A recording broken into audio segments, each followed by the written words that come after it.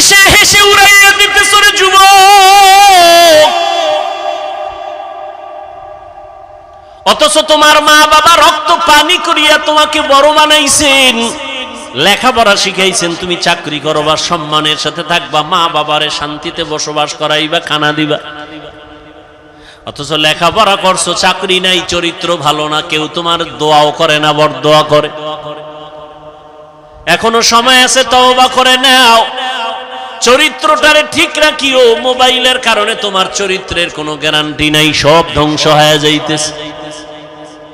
ও আল্লাহর বান্দারা, আল্লাহ বলেন আমাকে ভয় কর, জবানটারে কন্ট্রোল করো, জবানটারে হেফাজত করো, আল্লাহর ভয় অন্তরে জমা করে নাও। যত বয়ান করি কোনোদিন এই বয়ানে লাভ হবে না যদি আল্লাহর আযাবের ভয় অন্তরে না থাকে।